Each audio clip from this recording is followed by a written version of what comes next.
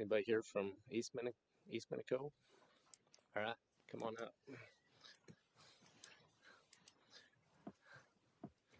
you want me to go in front? Wherever you want to be. I'm good. Okay, perfect. Does she need a microphone, Cameron? Am I not loud enough? Oh, Cameron says you have to be in front. Oh. I get emails from angry people that they can't hear. So you can talk. Okay. I'm Mrs. Marks. I'm from East Minico. Hi.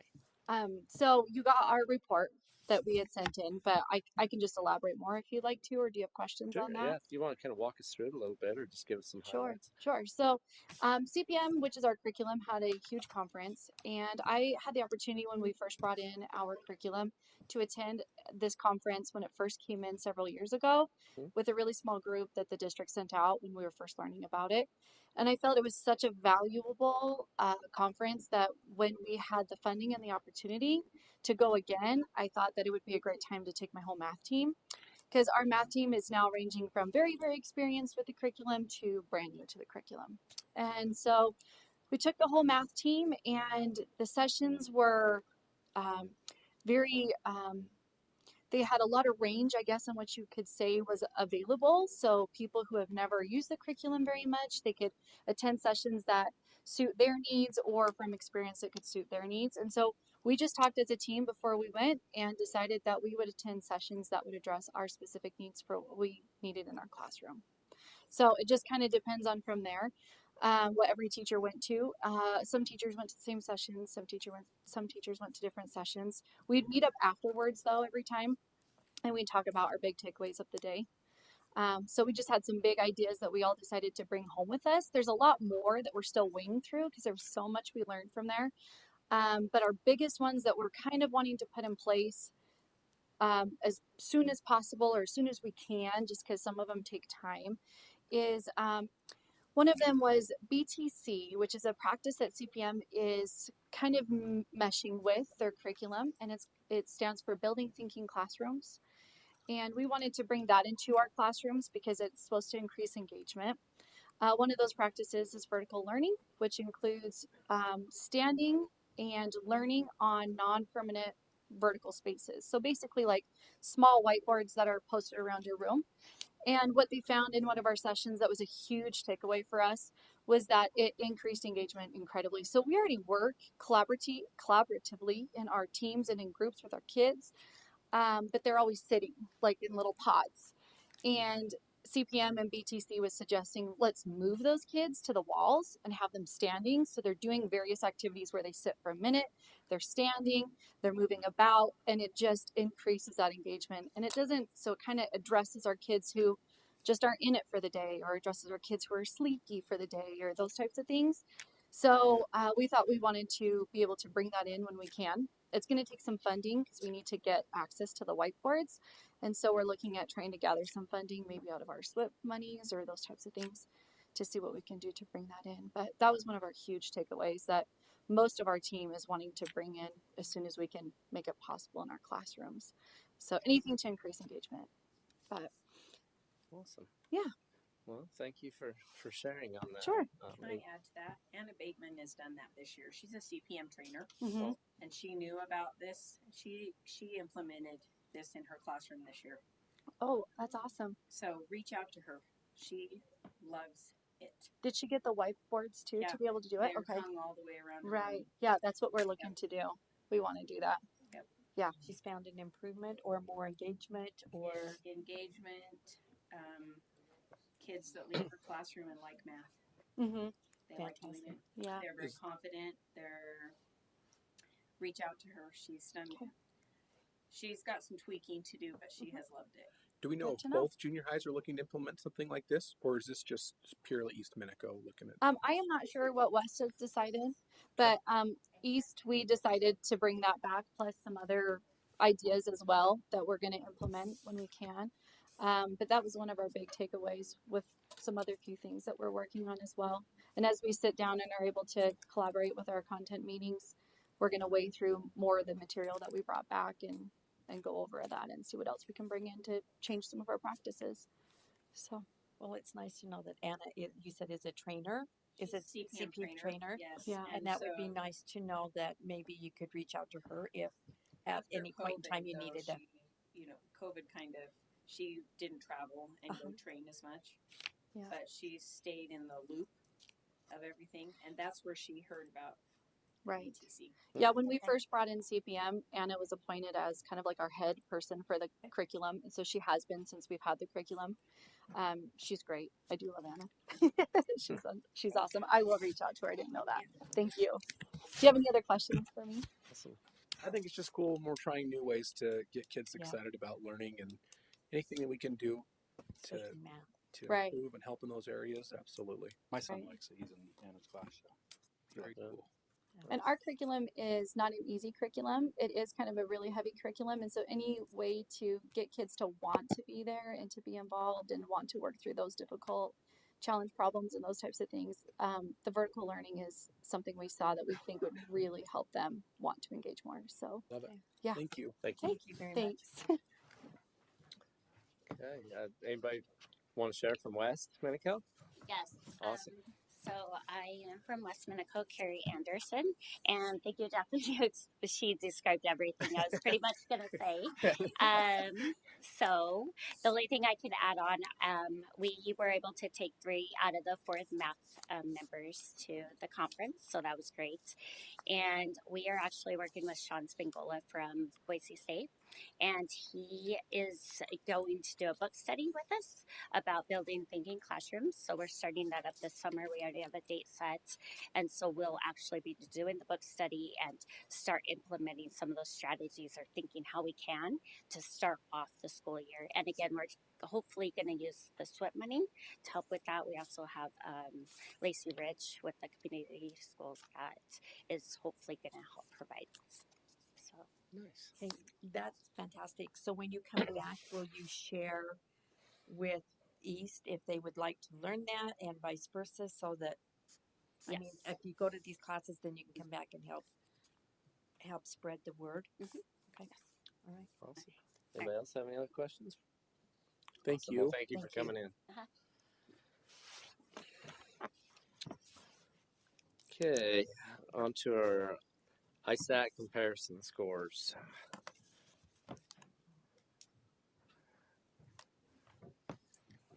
I did print one for you. It's a lot to take in. Thank you for putting this together. Thank you. Thank you.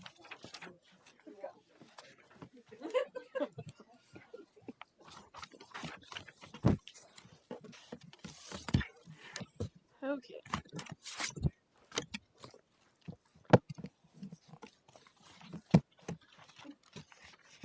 Like, I guess to kind of preface this is something that I think as a board we've been now that we've had some time with the 4-day school week, knowing that it's pretty impossible to compare apples to apples with the different testing now and things, but we still need to kind of try to get a grasp on where we're at student achievement wise, on the 4-day week now compared to where we were at, pre-COVID with the 5-day week. So thank you for putting this together for us.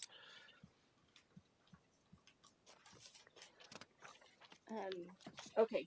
So just a few things about the data. So as you look here, you can see on ISAT in 2020, of course, there was no data because we were out for COVID. So that year, like, you will see a gap in that.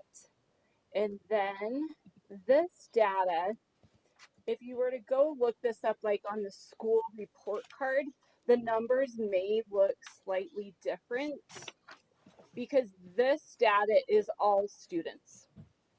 So on the school report cards, they'll remove students that were not in attendance for past the 58th day, like around December. This one, to keep everything as comparable as possible, I use data for all students. So just know that if you go look this up on school report cards, like a school's percentage may look different very slightly from what you have on here.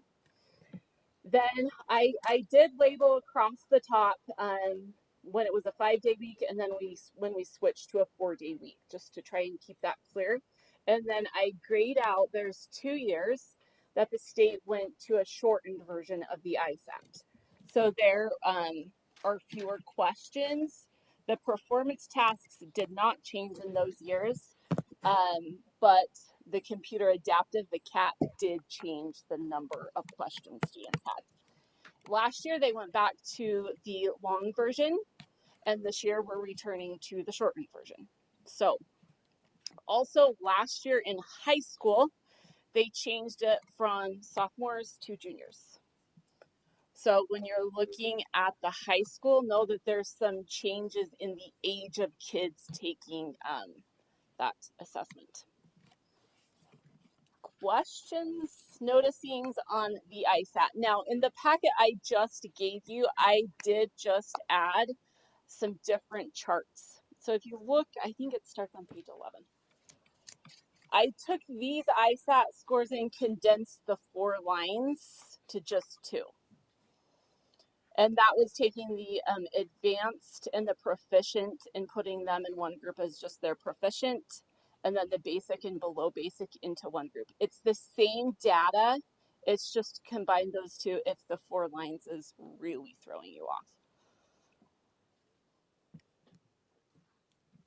So one thing we can notice are our students not proficient is increasing in most grades.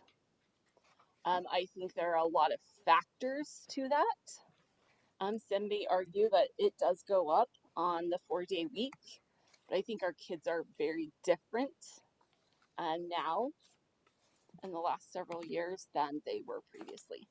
And the high school is always a tricky one to get those kids to care about taking the test. But it's interesting when you look at, I believe it was the high school math, actually has had increases. It's gone up.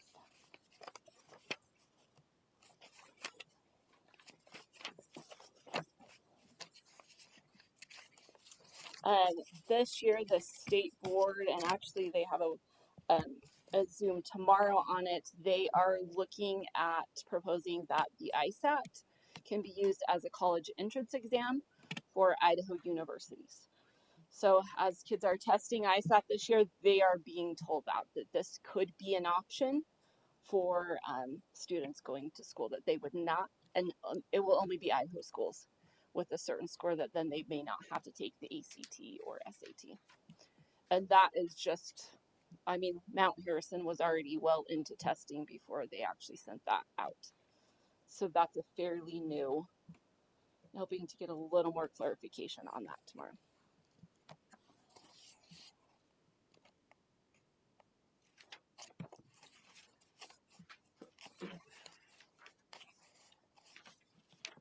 So the higher the number is bad, or that's good. It depends on the level. Okay.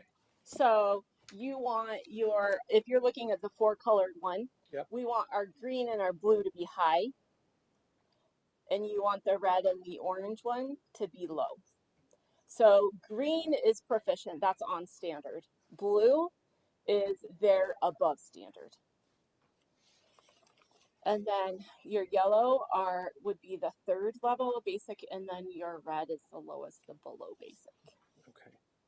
And I think especially as you look at that 3rd grade, that red on the 3rd grade like is trending really high. Those are our COVID kids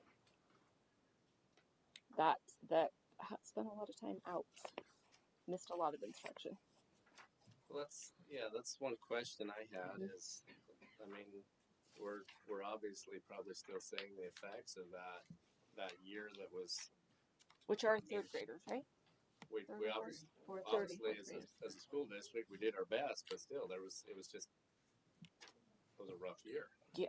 How do we? And I think so we went out on St. Patrick's Day was the last day kids were in school that year, and even the next year was pretty rough. How do these scores compare to other like type schools, like Jerome School District, for instance. I know is one of the. So I didn't compare ISAT scores on the literacy report. I compared IRI scores, and we're very similar. So I compared us to Jerome, which we're down. I put Cadges in there. Cadges is a little higher. They've got more kids than we do. But as far like Jerome, we're pretty close. And I would say, like, as you talk to people around the state, most school districts, we're seeing the same thing. But do you think, I mean, obviously looking, at the high school scores are definitely a lot flatter. But you think the main difference is just these younger kids missed out on that year at a pretty important. I think you also are seeing the behavior piece coming into play in your younger kids. So that the behaviors happening in school, that time is being spent on that, or they're out or not in instruction. You're seeing the effects of that here. So what's the strategy to reverse this and get us in the right way? Yeah, what's the answer? Well, I heard them all laugh back here. I guess my question is, to you as well as our administrators is, would this line look different on a 5-day school week, in your opinion? I think the interesting thing, if we want to flip to IRI really quick, because I did calculate on it. It was like page 9 and 10 are the IRI scores. So I was curious, because which grade was it? Like kindergarten in the 2019. So I'm looking fall to spring. I looked at the percentage of growth of just the proficient. Like that 2019 to 2020 year was like they had 39-point gain. But yet in 21-22 we had a 22% gain still. For the most part, I was a little shocked at this. There's always an outlier. It's fairly consistent, even the 5-day to the 4-day on the IRI. And I was surprised at that. So like if I look at second grade, 2018-19, so fall to spring, was a 13% gain. 2019 to 2020 spring, which that one, we're going to ignore that because kids would have taken the test at home in 2020 spring. So we're going to go 2020 to 2021 spring. We had a 21% gain, which is higher than they had on the 5-day week. But kids are also coming in lower. So we have the potential for a higher gain because they're coming in lower. But like in third grade was 12%, 14%, 15%, 15%. Last year was lower at 9%. But again, those are you're catching COVID kids there. So I was surprised that it was pretty comparable to the 4-day and 5-day week on the reading piece in lower grades.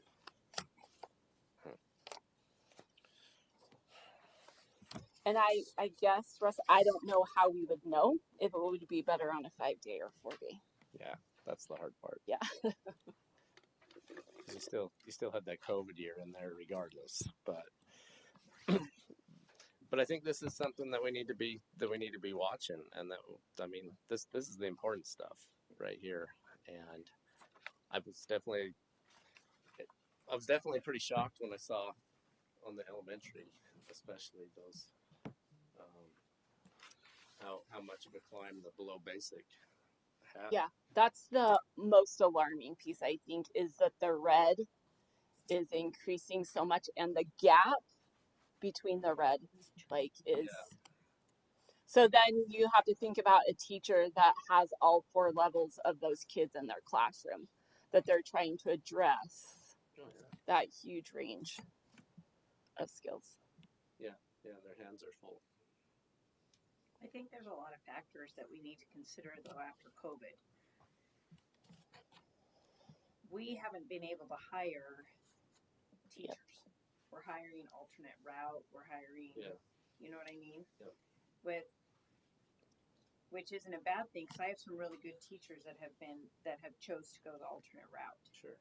Okay, but for the, like for me, for instance, in my English department, I hired a teacher after COVID. She was there for 2 years, did not get certified, and I had to let her go. So there's, I mean, that's lost time that we as a district invested, Sure. trained, did all these things, and then that she can't get certified, so she leaves. And I mean, really, your biggest influence is the teacher in the classroom. Yeah. Oh yeah, definitely. That's the most valuable tool in the toolbox. And like I said, I have some amazing teachers that are alternate route, but it takes them a little bit of time to get teaching under their belt.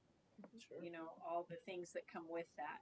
Classroom management, knowing the curriculum, you know, all the things that until they feel comfortable, and they do their very best. It's not like they're flying by the seat of their pants. Well, some of them they kind of are, but I mean, honestly, it's hard. You know, I had all the training, and my first year was rough. It was, I can remember it. It was hard. And so you've got, you know, kids that don't want to be there. We have behaviors. We have, you know, all these things that go into that after COVID. And like you said, those are all things we're still dealing with. Yeah. In my ed specialist data class, like I did, I wanted to know, and I used IRI scores. What is it that made a difference? And the teachers that were experienced and had training consistently had higher scores. Makes sense. Can I add from the elementary perspective? And I don't know, I would hope that my team would agree. And I think like you keep hearing behavior. Is it an excuse? Some might feel like it is, but this is our world. Like these scores don't shock me, because I feel like we've seen that change. So we see classrooms that can no longer function as a whole, and teachers that no longer everything's about the instruction as it is about student safety. And I think if we're going to make a difference, we got to come back and focus on the behavior and what are we doing to get teachers trained and the support so that we can have safe classrooms for all kids. And to me, this is the world that we live in. I was in ISAT testing today, and I, go back and check, but it's like of the fifth graders, there were 6 done in about 20 minutes. And I'm like, there's no way they could have read through the test.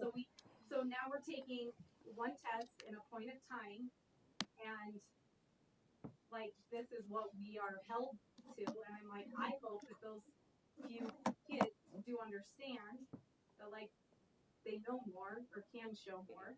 You know, I asked one kid, go back and check again, and he goes, I don't want to. And I'm like I can't say like, well, you better, I'm like, he's right. Like, yeah, okay, then click submit and you're done. And I'm like, wow, the attitude or just the fact that they don't care, I think that's part of this. Do I think we have a lot of work to still do and focus on? Absolutely.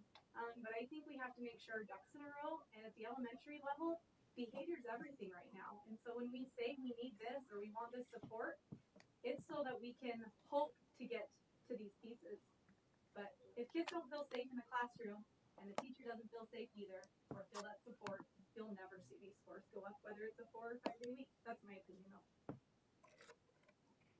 Well, when I think too, with whoever those kids, they don't have that I don't care attitude at home. But they still have it at home as well.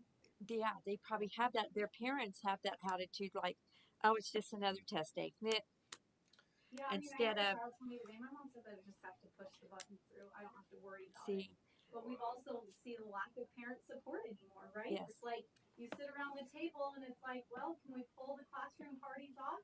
Like, do we have enough? And it's the same moms over and over and over again. And now it's the same moms from the elementary that hit up East Minico. It's like they're asking, can we do different days that we have meetings? And they just get tired. And so I think it's a whole thing, a big picture as to what's going on more than what this shows.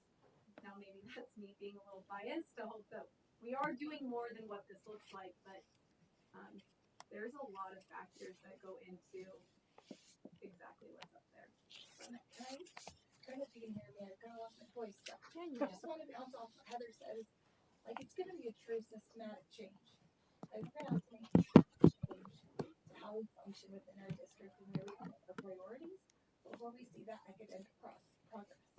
If we look at Maslow's hierarchy of needs, of, and I don't know if you're familiar, but it's like every human has these needs. And we look at, are we fed? Are we, thanks. Are they thirsty? Are they hungry? Then it goes into, can we take care of ourselves, up to self-actualization? And the kids, we can't get up there to learning because our basic needs are not being met. So what are we going to do as a district to create a system to support that learning to happen? And I think that's really, and that's when we'll see the change. So yeah, I 100% believe that we can get back. Like we can see the change, but it's going to take, diving into the community and really making some systematic changes before we can see that. Can I just add one more thing just from our perspective? Thank you.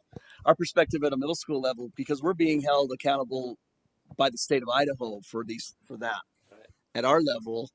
And so what you're hearing, I just want to second because, I think you could put almost any variable up there and it would show the exact same thing. So I just want to say that I think that's what you're hearing from the middle schools as well. I guess at West Minico and East Minico, we're both in the same boat about how do we get those to change. And we're doing songs and dances and all this stuff to get ISAT scores. And we have those same kids from Asequa or wherever that they show up at East and West and they're done in 6 minutes. And we do threaten them, but it doesn't work. It doesn't matter. And so I think we're really are trying, we're really doing our best. And so I think sound teaching practices you've heard, behavior things we've heard that need to change, attendance. I mean, there are a lot of variables probably you could put up there that would, my hypothesis would be that chart would not change based on whatever variable you put up there right now. I think that it's so all encompassing. And the ISAT's one, like Heather said, it's one test in one moment in time that actually includes all those things at the same time. And so I don't know how you tell, but we're all working really hard to figure out how do we get the things we're working our tail off in the classroom and in our buildings to translate to this test. And it's really hard. And I don't know I don't know the answers, but I think I agree with what you've heard is that it's a kind of this conglomeration of a whole bunch of things. And so I don't know. That's my thought too. I think it comes back to the community. Yeah. And the parents, they've got to care too. Like my granddaughters this morning, they got up, they made sure they had a really good breakfast, that they had a really good night's sleep, that they had this, and and we put into them. We don't care if you're the very last one done with that test. Do not just hurry through it and be done. Do not care what the first person does when they get up. You read it, you get it done, you take your time. But not everybody's that way. Well, and I realize we're held to these ISATs and the scores, but is there any better way that we could gauge our students' growth or throughout the year than just looking at the ISAT? I think one of the hard things with the ISAT is it's once in the year. Like, I think that's what everybody has the real pain point with. We do take different assessments. Secondary does the STAR 3 times a year, so they get it a little more often. It can be done more often, and that might give a better gauge to that. It's not the same type of test as this one. It's just multiple choice. I think the ISAT is so exhausting. It's hard on kids. It's hard on adults too. I've got a question. Do we have data that shows, like, in the classroom? So let's just take 3rd grade. That we can go and look and say, man, these 3rd grade classes seem to be performing a little bit better than the other 3rd grade classes, and then really dial in on, like, what are those 3rd grade teachers doing that are allowing their students to achieve at a little bit higher level than what the other teachers are doing. Yeah, so we can even take this and we can go down to the teacher level. So are we doing that, and then are we coaching to those standards to try to get those teachers that their classes are not performing at that level up? I mean, are we diving down that deep? Are we getting into it, not just having data for data's sake, but using the data to improve. Because you're right, there's so many things that we can't control. We can't go control what's going to happen in someone's house, but we can look and say this teacher is performing at a little bit higher level. At least their students are. How do we get others up to that level at least?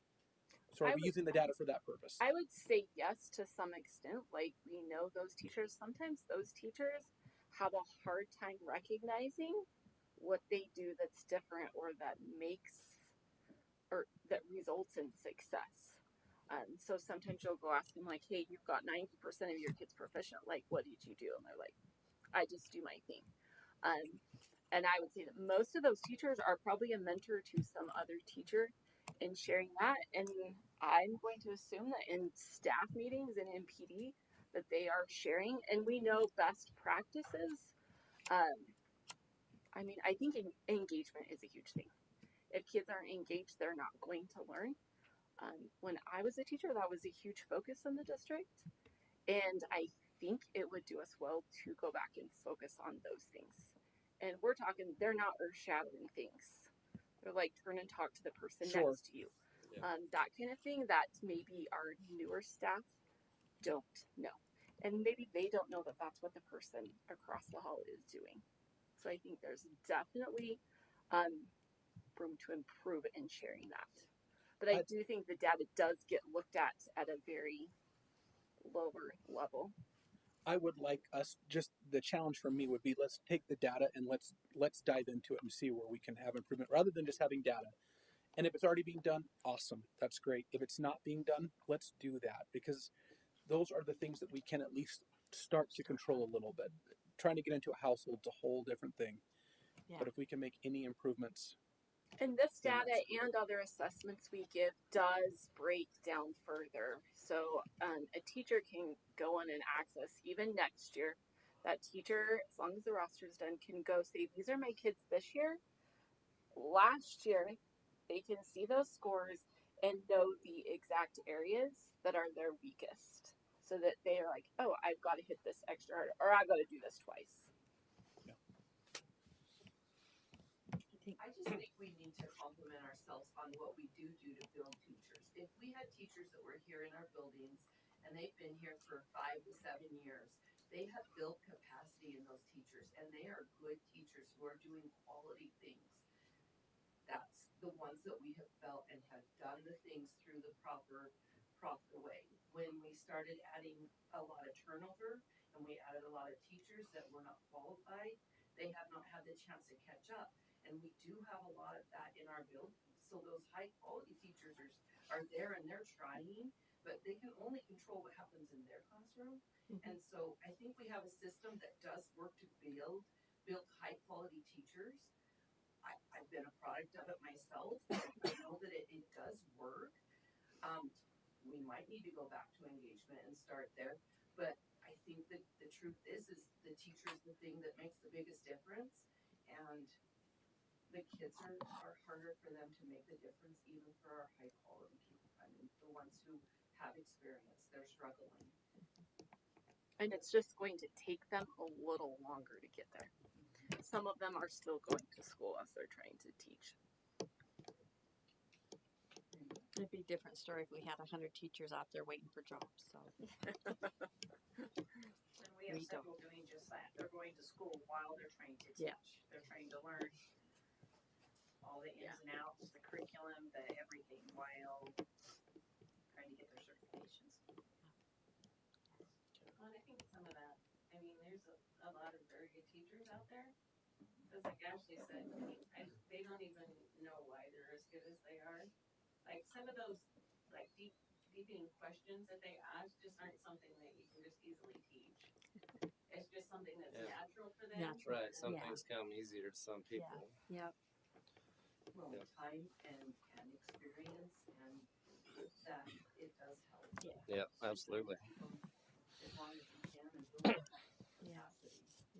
But we have been keeping, like my interventionist has been keeping data. Like she's got our IRI data like broke into the intervention type of groups we have.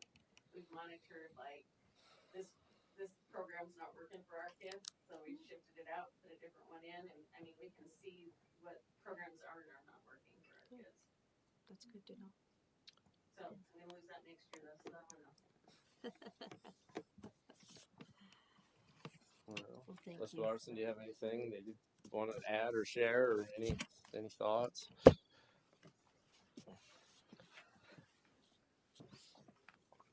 You know, Mr. Chairman, I'm like you, at first glance is pretty disheartening, but we've listened to the principals, we've heard from teachers, we know they're trying, we know they're doing good things. And, you know, for whatever the reason, you know, behaviors aren't being taught at home, parents aren't holding their kids accountable at home, and now we're expected to as teachers. Well, that doesn't work, and then, you know, teachers don't like being yelled at by the parents for disciplining their kids, and the principals don't, and it's just ongoing, right? Mm-hmm. And so all those things do play a factor. I mean, we know there's been a teacher shortage for really several years, and you know, with some of the programs, the alternative authorizations, and now, you know, CSI is doing a program, you know, to help paras, with gives them a teaching certificate, but there's no degree. They haven't had all the classes that a traditionally educated teacher will have had, you know, so that plays a factor. So there are so many, but I think bottom line is there work to do? Yeah, and I don't think anyone's going to shy away from that. You know, we've heard that that there are good things or good practices that are put in place, and we'll continue to do them. Sure. Yeah. Anybody else have any questions or thoughts? Once again, thank you for putting that together for us. Letting us put you on the spot. Okay, community grant update. Anybody that? Nope. I guess. Does anybody have any questions or comments on that? Am I allowed to say something? Sure. I think that a community school, this idea is a great strategy that would help outreach to the community. So it's something that addresses these basic things that they've been talking about, and it would be something that would be very beneficial for our district to put into practice. We can figure out how to make it work. That's my thought. Okay. I agree and have volunteered if I can make it happen.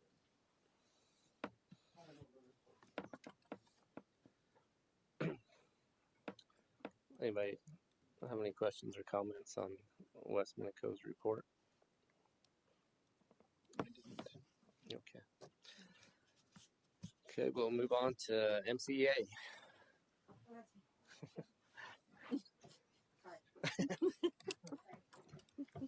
You're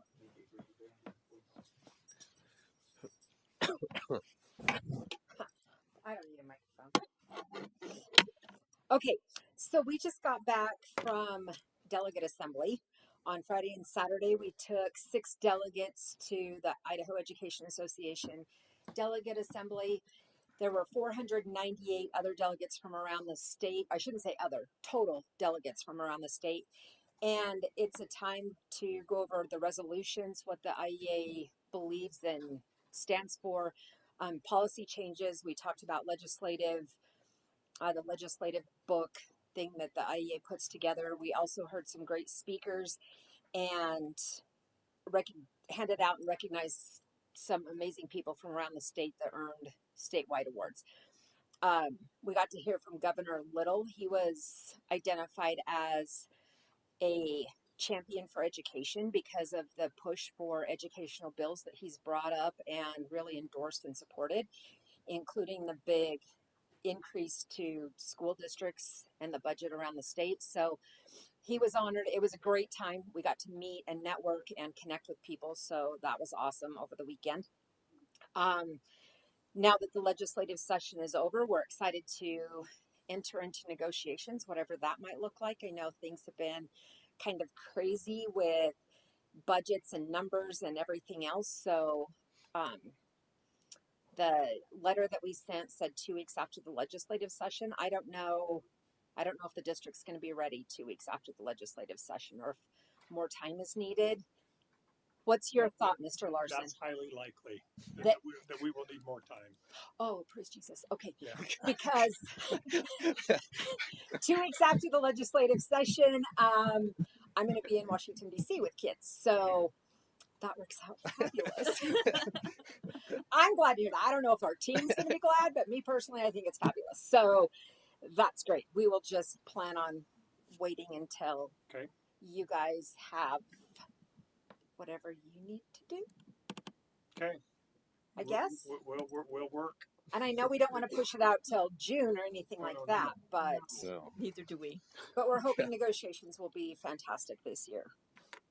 I've had a couple of staff ask me about, a couple of members, I should say, ask me about staffing. Do we have any ideas on staffing or when we might hear something? I mean, I'm not trying to put the pressure on you, but I don't know what to tell them. So that's in the works. We do have to address the overage that we have in staffing. And when I say overage, I mean, it would be nice to have unlimited staff, right? Oh, yeah. But we're only funded for so many. And so, I just went over this as one of my goals with the board prior to our regular meeting. It looks like our protected units, support units will be at 201. And what does that mean? Well, we've got to reduce our instructional staff. We'll get funded for 220, and we're currently at 250. So there's 30 staff that we're not getting funded for, and that's hard to swallow when the budget is in the spot that it's in. Yes. So, we're working on getting that down. We're looking at without having to riff, looking at category 1, category 2 teachers, and maybe they're not coming back, but some are in positions that we absolutely need. But then it's just transferring around, where we can. I think just based off preliminary numbers, Daryl and I were looking, and we're somewhere that's 16 to 20 range that we think we can reduce. So we'd still be over by 11 teachers. But can we handle that? I don't know yet. Okay. So just tell them to be patient. Yeah, and go back and listen to right now's point in time of the board meeting on YouTube. There you go. Okay, I'll do that. Also, I have a question or request. Hopefully, as you know, I'm taking students to Washington, D.C. to do their national finalists, which is outstanding. So we are guaranteed $50,000 at this point with a chance at $100,000. I am asking the board, I really want the students, I mean, they're middle school kids. Come on. They're nervous about, this is the hardest part of the whole thing for them because they know they have to present to a panel of stranger adults. So if anyone on the board or anybody would be willing next, I'm hoping Wednesday of next week, doing a presentation to a panel of adult strangers to help them prepare would be fantastic. Maybe about 3:00, just to give them some practice. I think that is going to be very, very important and critical for them. So if any of you can attend and help us out at 3 on Wednesday, we would love to have you there. And hopefully they will be ready for their pitch that they have to present. Next Wednesday at 3 at West? Yep. In the library. I'm planning on the library. I will try. I don't believe they have testing in the library that day. I asked and haven't heard anything. So I would love to, but I will not be in town. Well, thank you. I will try to arrange to be there. Perfect. Any questions for me? I will see how far me goes today. Right, because it's Idaho weather and who knows what it's going to be like. Do you guys have any questions for? Well, but congratulations. Congratulations and good luck. Thank you. Quite an Thank you. accomplishment. It's going to be amazing. I know we get to go to the Capitol building, but I don't know what point during our visit there. So it'll be awesome. That's awesome. That's awesome. Thank you guys. Thank you. Looking forward to the report on the way on coming back. So it'll be amazing. All right. Okay, Mr. Larson, it's your turn. All right, where to begin? I guess talking about not so much staffing because we just addressed that, but just like the board to be aware of kind of the budget deficit that we're in currently. I'm not sure that this would have been back from June when the budget was prepared and presented to the board, but it looks as though maybe a second round of levy money was included in our budget as revenue. So we have the main levy revenue of 2.25. There's another 2.1 under some levy amount, and that would really impact, because we were counting on this as revenue, but we obviously aren't getting it. And so that's part of the deficit that we're in. And then just with the overage of staff, when you're talking 30 teachers over and what that does when you don't get funding. So we're anticipating about a $3.4 million deficit as of right now. And so we're looking in ways to address that, for the end of the year. So anyway, just so you're aware. Whoa.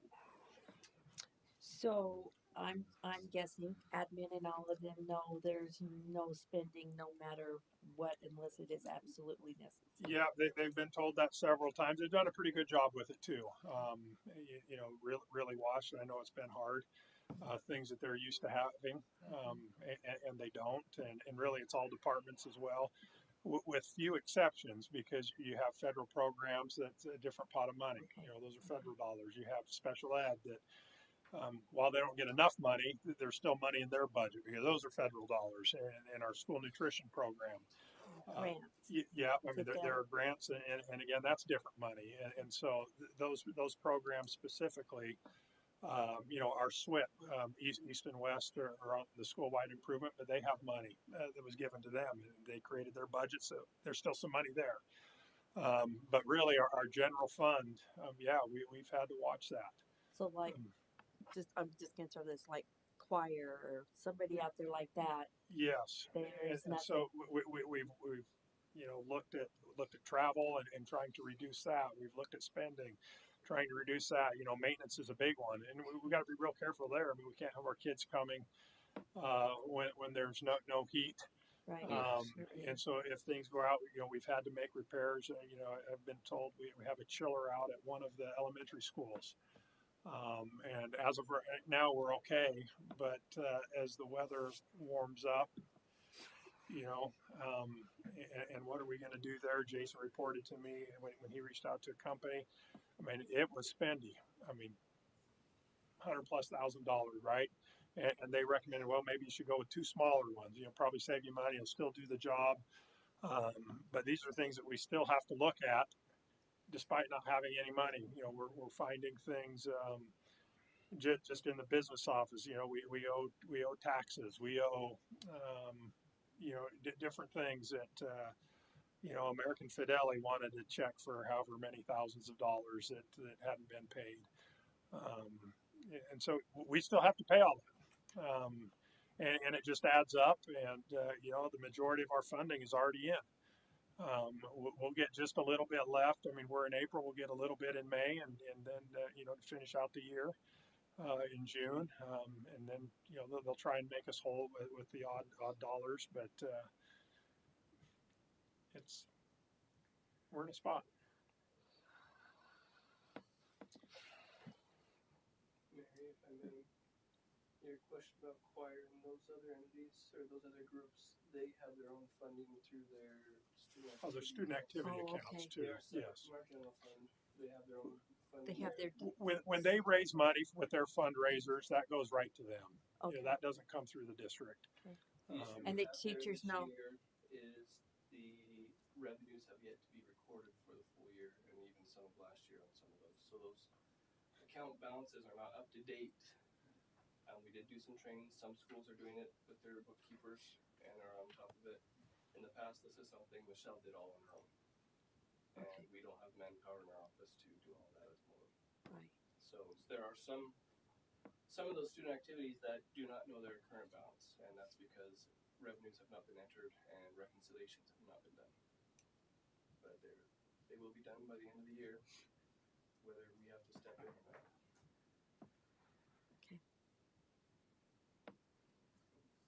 Okay. Thank you. Well, I've got some more to share if you're Sure. willing to hear it. Go for it. So we were talking about ISAT testing. The state's contract with ISAT and iStation are up. They're in the RFP process. Trying to decide what they're going to do. We'll use both ISAT and the IRI iStation for one more year, the 24-25 school year. Not sure what it's going to look like as of yet beyond that. I know last year there was talk that maybe the state would look into creating their own ISAT, or do they use the same company or go with somebody else? So the test can change once again. That's why I'm letting you know. But just learned that.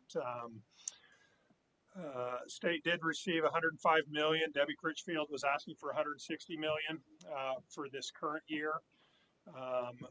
Districts will see 105 million of that, which for our district we estimate anywhere between 800 and 900,000. But that's already factored into that deficit that we're anticipating. If people follow the legislative session, Debbie's budget was stalled in the House right away. It didn't go anywhere. I mean, it'll be brought up again, but that would have been great because she had weighted distributions for our highest need students. But we'll have to keep trying. Couple of other things. House Bill 521, that was the facilities bill, the big one. That passed, and so the August election date is gone now. As part of that bill as well, I mean, there's $2 billion that are going to be coming to Idaho schools, and so as far as that goes, that's great. But there are things we're going to need to do. We need to make sure our 10-year plan is up to date, and before we can even access that money. Strings attached. Yeah, there are strings attached. There were some other things as well, such as teacher contract days and instructional hours. Well, that kind of got taken out, or they had the trailer bill, House Bill 766, which addressed some of those things. So for the time being, as long as we meet instructional hours, which we do, we're going to be good. One thing I didn't like that they wrote into that bill that I took some notes on it. That flex DV will be given, to the State Board of Ed for hours and days if they need to make adjustments. So, okay. So we meet the hours now, but if they decide a year from now that they're going to adjust the hours increase, then we might have to do something. But for now, we're good. That was 521. The library bill. Going back to that 521. Will part of that money go towards like bond pay down? Is that what I read? Yes. Mm-hmm. Similar to House Bill, what was it, 292? 292. From a year ago. And will we get that for this coming year? In that House Bill 521. Let's see. We have to be prepared. It can be ready as early as August 31st. So if districts had their 10-year plans and all the other requirements were met, I mean, yeah, we could see that now. And what they're going to do is, I mean, districts can either take it as a lump sum payment, which you do lose right off the top. I think they said 10%, if I'm not mistaken, or you take it over like a period of years, right? I think if you take it up front, though, rather than the state earning interest with money that's for us, we could be doing the same thing.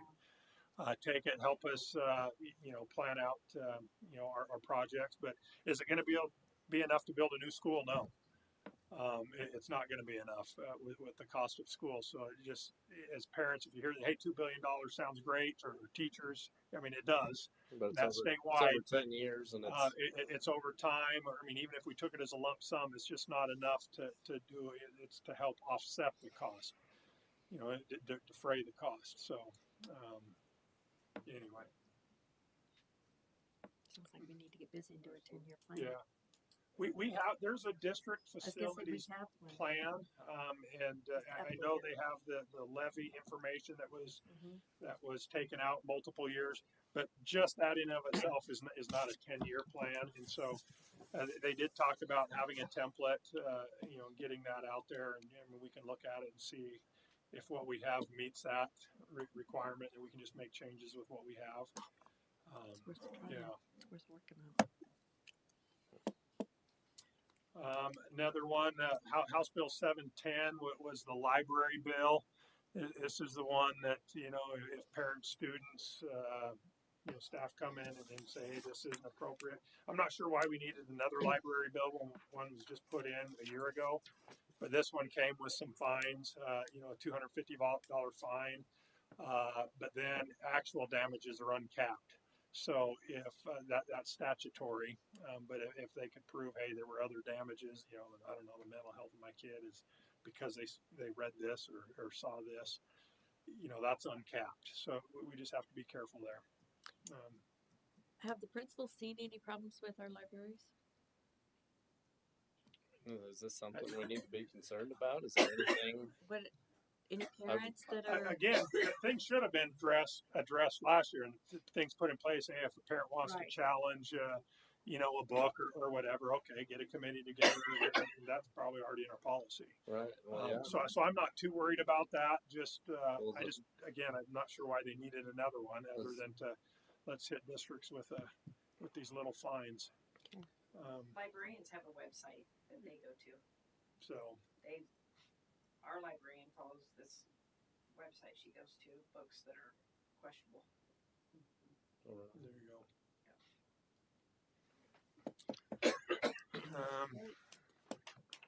I think that's about it. That's about it. Anybody have any questions for Mr. Larson? Well, I guess we'll be looking forward to hearing ideas about how we get through this financial deficit that we're looking at. It's definitely unexpected and yeah, not good. Okay, moving on. There's no policy discussion this month, so we'll move on to our business items. The first item that's up is the bus bid. Colleen, would you have any information on that you'd like to share? So we just got one bid, and it came in from Bluebird. No other bidder came in at all with anything, because we are going to gas buses, because there's nobody else that can make a gas bus. No Tom's buses are gas yet, and neither is International's. Colleen, would you share kind of what one of the main reasons going gas to, just the cost of the DEF stuff? Mr. Larson sat in the meeting with me and the Bluebird guy with Daryl, and even the DEF stuff that's going to be the new filters are going to be completely outrageous. $4,000 for one filter, and you have to have 4 of them on one of those diesel buses. Wow. So right now we're having issues right now with burning out our DEF filters right now. We don't have the facility to do that, so we have to send that out. So that has to go to Peterbilt. So on those diesel buses, we have noticed we've had a little bit of stuff with our gas buses that we're working through. We did take a gas bus last month to Salt Lake. I wanted to see how it was going to perform on Rattlesnake Pass, because that's a big pass going down there. Mm-hmm. And I had them drive it, and they had to shift gears, but they got 55 out of it going up over that mountain. So I figure that's pretty good for our gas bus. So, because our cars don't get, we can shift it, we still do the same thing. So on the gas bus, they are going to have black hoods this year. Just a black hood, yellow front of them, and I think they're going to look sharp. Not just look sharp, but the glare I was gonna say, from the front of the buses. Issue? Oh, it is a huge safety. I drive buses just as well as anybody else, and that glare off of there is bad on the sun. Okay. Because then you can't see kind of what's in front of you with that glare of that yellow. So that's why I chose to go with a dark hood, which it is state regulation we can do, and that way we can make sure that we meet all the state requirements on that. And then how many buses? I'm ordering 2. And did the bid come under? Bid come under $300,000 just for the 2. I'm ordering 1 big bus and 1 handicap bus, which we desperately need. So how will this be funded through Well, we have our money that Levy money or through levy money or yeah, we did write on the levy for 2 buses. We wrote out for 3 buses. Oh, we wrote for 3. Okay, but that we the don't cost, have. yeah, Yeah, but I also have 221,000 in depreciation. in depreciation somewhere. Is that right, Darryl? So when you buy new buses, then you know the districts get money, right, for newer buses over the, I don't know how long, 8 to 10 years. 10 years. Yeah, it just that amount diminishes, you know, Right. once you get closer to the 10 years. So, but it's to help with the purchase of new buses. oh, So we need to keep our depreciation up. So that's why they say the state requires us to at least buy 2 to 3 buses a year, so we can keep that ratio up. We had a lapse where we didn't buy buses, and now it's showing because right now we should be at 250 to 260,000, and we're only at 221. And all that money goes only to buy buses. Yeah. Only. So ideally, if we had it set, we'd have a perpetual bus transfer out. But we're getting there. yeah. Well, that said, I thought I'd ask since we are in a deficit. Why make sure we can pay for them? That will be till next year, right? So it won't be in probably until December. It's at least 6 months out. Oh, gotcha. Okay. Anybody else have any questions for Clint? Okay, with that, I would accept a motion to accept the bus bid. Chairman will make a motion. We accept the bus bid as presented. Okay, motion by Trustee Perez. Is there a second? Second. Second by Vice Chair Anderson. All those in favor? Aye. Any opposed? Okay, motion passes. We're on to student discipline. Would anybody like to make a motion on that? I'd like to make a motion that we recommend the DDDRC's recommendation for ratifying the student 4-15-24-1 while receiving the right of the board to review this case in July at the monthly meeting.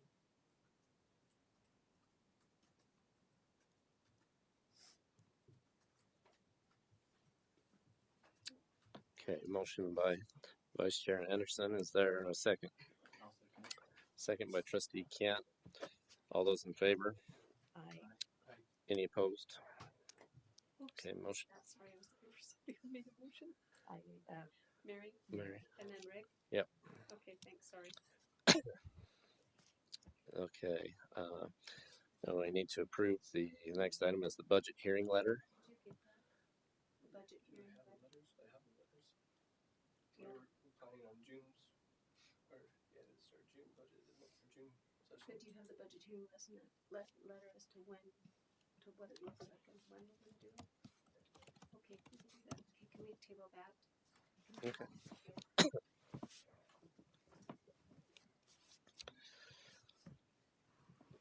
Okay, the next item is the approval of changes in job descriptions for the HR specialist and the payroll specialist. Did you all have a chance to look at those? We did. Okay. Okay, I'd accept a motion to approve those changes. I'll make a motion to approve those changes. Okay, motion by Trustee Kent. Is there a second? Second. Second by Trustee Perez. All those in favor? Aye. Aye. Any opposed? Okay, the motion passes. Approval of the summer cook job description. Did anybody have any questions or comments on that? Pretty straightforward, I thought. Okay. Somebody would be willing to make a motion to approve that? Go ahead. I'll make a motion that we approve the summer cook job descriptions as presented. Okay, motion by Vice Chair Anderson. Is there a second? Second. Second by Trustee Perez. All those in favor? Aye. Aye. Any opposed? Motion passes. Next is the approval of the summer cook site supervisor job description. Did anybody have any questions on that job description? No, sir. Nope. Okay. Somebody be willing to make a motion to approve that? Mr. Chair, I make a motion that we approve the summer cook site supervisor job description. Okay, motion by trustee Perez. Is there a second? I'll second. Second by trustee Kent. All those in favor? Aye. Aye. Any opposed? Motion passes. Approval of changes to the 24-25 calendars. Any questions or discussion I just on a that? little bit exactly. I don't know. I guess I didn't see the major differences. What are we? And there aren't major differences. There are That's very minor errors there. But it makes, In November, I there just wanted to make was, sure I had clarification. in November on the previous one, there was like an extra wording for an in-service day that was not listed as an in-service day. Okay. January, same thing. In September, Labor Day was not identified as a paid holiday for certified. So we had to adjust that one, which meant we had to take a PD day away. And we took that away in December. And then in May, the days were flipped. So on the side where it lists the teacher contract days,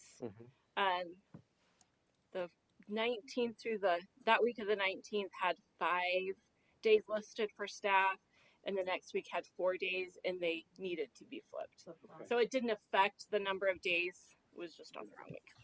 Okay. So the only thing that really affected anything was that paid holiday and taking a PD day away. And then on the student one, there was the Friday in January was not colored green. That was the only thing on the student one. I didn't see much. It was a Can I test. ask you a question though? December 13th, there's a discrepancy because it says teacher in service, but colored as a non-contract day. The 13th are PD days, or the blue days are PD days. But it's green. It is green. Oh, on mine right here in front of me, it's not. Oh, that's the one we took away. So, did I not take the word out? I don't know. I put the new ones you gave me. That was the second one I sent that had that changed. So it should not be a work day. It won't be. So when you make the motion, we make the motion with that change. Yeah, you need to state that change. I'll make the motion, but And I wonder if we didn't get the right one because I didn't catch that till I sent it to Carrie. With the changes in the student or staff calendar? staff. Staff. And it should be green, blue? It should be green. Green. On what day? December 13th. Okay. Does it have listed Mine out is- 13th? Mine is green with an X on it. Yeah. Yeah. On what's It published. says no school non-contract day. Yeah. You can't. Okay, yeah. Okay, so we just need to delete the word, the text. The word? That's the The 13th. teacher in service, delete that. Okay. Staff calendar should be delete. Delete the wording 13th teacher in service. I was gonna say, color on the calendar is correct. the color is correct, it's just that The word shouldn't be there. okay. Just delete the wording on it. Yep. Gotcha. I'll Got make, it. I'll make that motion. Yep. Okay. That's your gift, an extra day. Thanks, Ashley. You're welcome. We were hoping she got you one. All right. So, Mr. Chairman, I make a motion that we approve the student calendar as presented. Okay, wait a second, do it. And one of the differences, there's one more student contact day in this calendar this coming year. That's why things got thrown off a little bit and had to adjust on the teacher end. Okay. Okay, motion for the school's calendar. So that we that we approve the student calendar as presented, that we accept the staff calendar as presented with the change that December 13, Wording is deleted. the wording will be deleted for the staff calendar. Okay.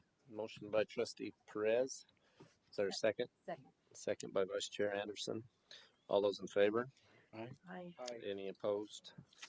Okay, motion passes. Okay, on to our policies. Did anybody have any questions, comments about the changes? No. Okay, these come with a due pass recommendation. So I would accept a motion to pass policy 228.00 driver's training, policy 280.00 graduation requirements, and policy 390.30 student discipline expulsion. I have a question on graduation requirements. Okay. So with the size of Minico growing the way it is, we are going to have to look at this next year and look at changing our master schedule. We did not have time to do that this year, but we would like to entertain that next year, probably January or February after accreditation. So I don't know that it would be beneficial to approve it address it currently. right now. To prove it or to I mean, it's hold off. it's the same now, but we would like to next year look at that. Can we hold off on this one? What's your Well, thoughts, Mr. Larson?